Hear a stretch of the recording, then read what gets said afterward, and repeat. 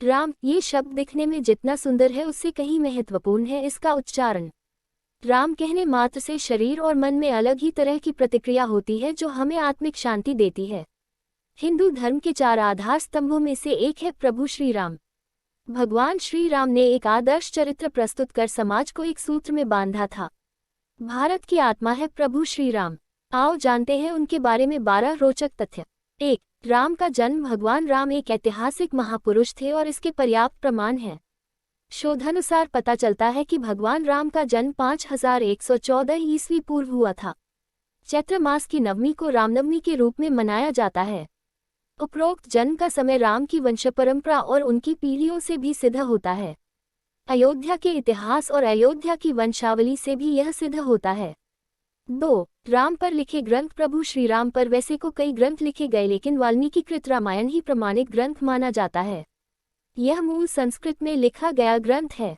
तमिल भाषा में कंबन रामायण, असम में असमी रामायण, उड़िया में विलन का रामायण, कन्नड़ में पंप रामायण, कश्मीर में कश्मीरी रामायण, बंगाली में रामायण पांचाली, मराठी में भावार्थ रामायण आदि भारतीय भाषाओं में प्राचीन काल में ही रामायण लिखी गई। मुगल काल में गोस्वामी तुलसीदास जी ने अवधी भाषा में रामचरितमानस लिखी जो कि हिंदी भाषा और उससे जुड़े राज्यों में प्रचलित है। विदेशी में कंपूचिया की रामकीर्ति या यामकेर रामायण, लाओस फ्रलक फ्रलाम राम जातक, मलेशिया की हिकायत से रिराम, थाईलैंड की रामकेन और नेपाल में भानुभक्त कृत रामायण आदि प्रचलित है। इसके अलावा भी अन्य कई देशों में वहां की भाषा में रामायण लिखी गई है। 3. गौतम बुद्ध के पूर्वज राम वैवस्वत मनु के 10 पुत्र थे। उनमें से एक इक्ष्वाकु के कुल में रघु हुए। रघु के कुल में राम हुए। राम के पुत्र कुश हुए। कुश की 50वीं पीढ़ी में शल्य हुए जो महाभारत के काल में कौरवों की ओर से लड़े थे।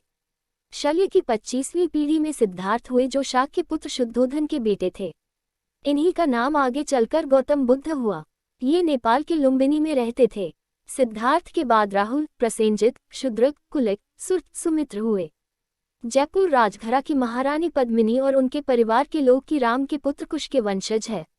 महारानी पद्मिनी ने एक अंग्रेजी चैनल को दिए में कहा था कि उनके पति भवानी सिंह कुश के 309वें वंशज थे।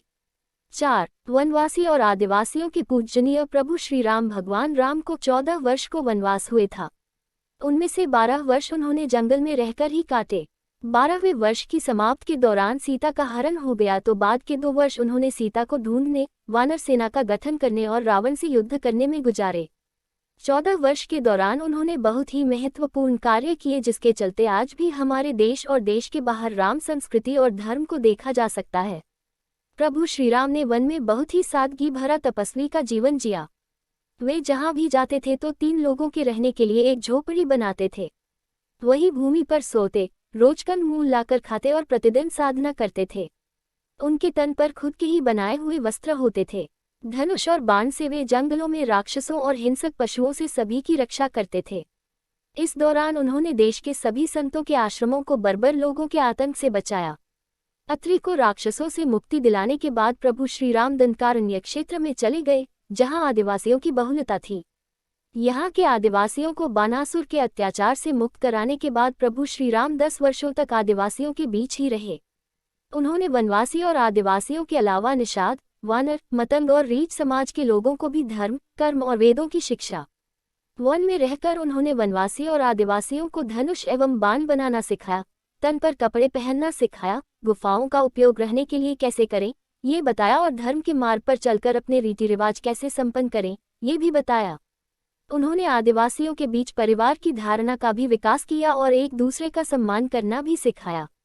उन्हीं के कारण हमारे देश में आदिवासियों की कबीले नहीं, जाति है। भगवान श्रीराम ने ही सर्वप्रथम भारत की सभी जातियों और संप्रदायों को एक सूत्र में बांधने का कार्य अपने 14 वर्ष के वनवास के दौरान किया था। 1. भारत का निर्माण कर उन्होंने सभी भारतीयों के साथ मिलकर अखंड भारत की स्थापना की थी। भारतीय राज्य तमिलनाडु, महाराष्ट्र, आंध्र प्रदेश, मध्य प्रदेश, केरल, कर्नाटक सहित Nepal, Laos, Kampuchea, Malaysia, Cambodia, Indonesia, Bangladesh, Bhutan, Sri Lanka, Bali, Java, Sumatra और थाईलैंड आदि देशों की लोक संस्कृति व ग्रंथों में आज भी राम इसीलिए जिंदा हैं। 5. शिवलिंग और सेतु बनवाया। 14 वर्ष के वनवास में से अंतिम 2 वर्ष प्रभु श्रीराम दंडकारण्य के वन से निकलकर सीता माता की खोज में देश के अन्य जंगलों में भ्रमण करने लगे और वहां उनका सामना देश की अन्य कई जातियों और वनवासियों से हुआ। उन्होंने कई जातियों को इकट्ठा करके एक सेना का गठन किया और वे लंका की ओर चल पड़े। श्री राम की सेना ने रामेश्वरम की ओर कूच किया। महाकाव्य रामायण के अनुसार भगवान श्री राम ने लंका पर चढ़ाई करने के पहले यहाँ भगवान शिव की पूजा की थी। रामेश्वरम का शिवलिंग श्री राम द्वारा स्थापित शिवलिंग है। इसके बाद प्रभु श्री राम ने नल और नील के माध्यम से विश्व का पहला सेतु बनवाया था और वह भी समुद्र के ऊपर। आज उसे राम सेतु कहते हैं, जबकि राम ने इस सेतु का नाम नल सेतु रखा था। 6. रामायण के सबूत जाने माने इतिहासकार और पुरातत्वशास्त्री अनुसंधानकर्ता डॉक्टर राम अवतार ने श्री राम और सीता के जीवन की घटनाओं से जुड़े ऐसे 200 से भी अधिक स्थानों का पता लगाया है जहां आज भी तत्संबंधी स्मारक स्थल विद्यमान हैं, जहां श्री राम और सीता रुके या रहे थे। वहां के स्मारकों, भित्तिचित्रों, गुफाओं आदि स्थानों के समयकाल की जांच पड़ताल वैज्ञानिक तरीकों से की।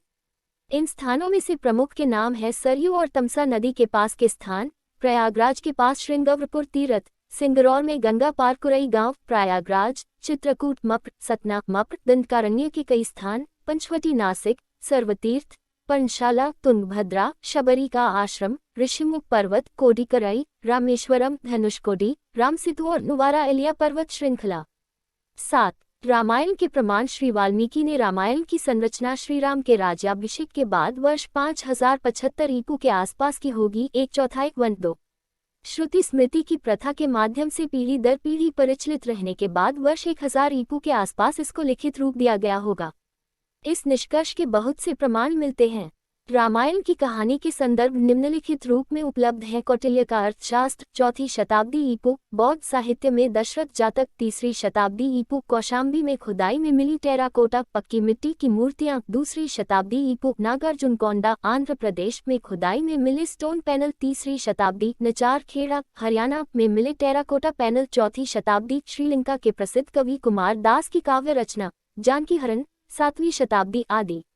8. ऐसा था राम का काल। राम के काल में नदी में नाव और पोत चलते थे। इसी काल में कुछ लोगों के पास विमान भी होते थे जिसमें 4 से 6 लोग बैठकर यात्रा कर सकते थे। रामायण के अनुसार रावण के पास वायुयानों के साथ ही कई समुद्र जलपोत भी थे। रामायण काल में शतरंज खेला जाता था। इस खेल का आविष्कार लंका के राजा रावण की रानी मंदोदरी ने किया था। तब इसे चतुरंग कहा जाता था। ये भी कहा जाता है कि राम के काल में पतंग भी उड़ाई जाती थी। राम रावण युद्ध केवल धनुष बाण और गदा भाला जैसे अस्त्रों तक सीमित नहीं था। कहते हैं कि युद्ध के दौरान राम सेना पर सद्धासुर ने ऐसा विकट अस्त्र छोड़ा जिससे सुवेल पर्वत की चोटी को सागर में गिराते हुए सीधे दक्षिण भारत की गिरी को भी समुद्र में गिरा दिया था। सद्धासुर का अंत करने के लिए बिजली के आविष्कारक मुनि अगस्त्य ने सद्धासुर के ऊपर ब्रह्मास्त्र छुड़वाया था, जिससे सद्धासुर और अनेक सैनिक तो मारे ही गए, लंका के शिव मंदिर भी विस्फोट के साथ ढहकर समुद्र में गिर गए थे। इसी तरह उस काल में दूरबीन भी होता था। राम को अग्निवेश ने एक विशिष्ट कांच दिया था जो संभवतः दूरबीन था। इसी दूरबीन से राम ने लंका के द्वार पर लगे दारूपंच अस्त्र को देखा और प्रक्षेपास्त्र छोड़कर नष्ट कर दिया था। राम और रावण की सेनाओं के पास भुशुंडियां बंदूकें थीं। कुछ सैनिकों के पास स्वचालित भुशुंडियां भी थीं। अगस्त्य ने राम के हितार्थ शंकर से अजगव धनुष मांगा था। इस धनुष की व्याख्या करते हुए श्री शाही लंकेश्वर में लिखते है, चाप अभी बंदूक के घोड़े ट्रिगर के लिए उपयोग में लाया जाता है। चाप ट्रिगर का ही पर्यायवाची होकर अजगव धनुष है। पिनाक धनुष में ये सब अनेक पहियों वाली गाड़ी पर रखे रहते थे। तब चाप चढ़ाने अथवा घोड़ा ट्रिगर दबाने से भन्य कर विस्फोट करते हुए शत्रुओं का विनाश करते थे। इसके अलावा दूरभाष की तरह उस युग में दूर नियंत्रण यंत्र था जिसे मधुमक्खी कहा जाता था। विभीषण को लंका से निष्कासित कर दिया था। तब वह लंका से प्रयाण करते समय मधुमक्खी और दर्पण यंत्रों के अलावा अपने 4 विश्वसनीय मंत्री अनल, पनस, संपाति और प्रभाती को भी राम की शरण में ले गया था। राम के काल में सभी लोग बहुत ही नैतिक और सभ्य थे। सभी मर्यादा में रहकर जीवन यापन करते थे। अधिकतर लोगों को वेद का ज्ञान था।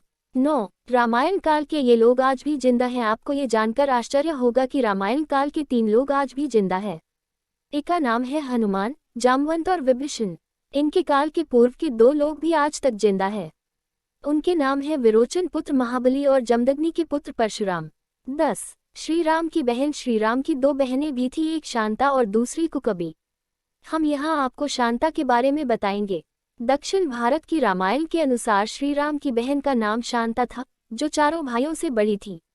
शांता राजा दशरथ और कौशल्या की पुत्री थी, लेकिन पैदा होने के कुछ वर्षों बाद कुछ कारणों से राजा दशरथ ने शांता को अंगदेश के राजा रोमपद को दे दिया था। भगवान श्रीराम की बड़ी बहन का पालन पोषण राजा रोमपद और उनकी पत्नी वशिनी ने किया, जो महारानी कौशल्या की बहन अर्थात श्रीराम की मौसी थी। 11 नहीं किया था। राम ने सीता का परित्याग। पहले रामायण 6 कांडों की होती थी, उसमें उत्तरकांड नहीं होता था। फिर बौद्ध काल में उसमें राम और सीता के बारे में सच झूठ लिखकर उत्तरकांड जोड़ दिया गया। उस काल से ही इस कांड पर विद्वानों ने घोर विरोध जताया था, लेकिन इस उत्तरकांड के चलते ही साहित्यकारों, कवियों और उपन्यासकारों को लिखने के लिए एक नया मसाला मिल गया और इस तरह राम धीरे धीरे बदनाम होते गए। विपिन किशोर सिन्हा ने एक छोटी शोध पुस्तिका लिखी है जिसका नाम है राम ने सीता परित्याग कभी किया ही नहीं। ये किताब संस्कृति शोध एवं प्रकाशन वाराणसी ने प्रकाशित की है। इस किताब में वे सारे तथ्य मौजूद हैं जो ये बताते हैं कि राम ने कभी सीता का परित्याग नहीं किया। रामकथा पर सबसे प्रामाणिक शोध करने वाले फादर कामिल बुल्के का स्पष्ट मत है कि वाल्मीकि रामायण का उत्तरकांड मूल रामायण के बहुत बाद की पुनर्तः प्रक्षिप्त रचना है। रामकथा उत्पत्ति विकास हिंदी परिषद, हिंदी विभाग, प्रयाग विश्वविद्यालय, प्रथम संस्करण 1950। 12 राम की जल समाधि। श्रीराम द्वारा जल समाधि लेने की घटना को हिंदू दलितों का धर्मांतरण करने वाले आलोचकों ने आत्महत्या करना बताया। मध्यकाल में ऐसे बहुत से साधु हुए हैं जिन्होंने जिंदा रहते हुए सभी के सामने धीरे धीरे देह छोड़ दी और फिर उनकी समाधि बनाई गई।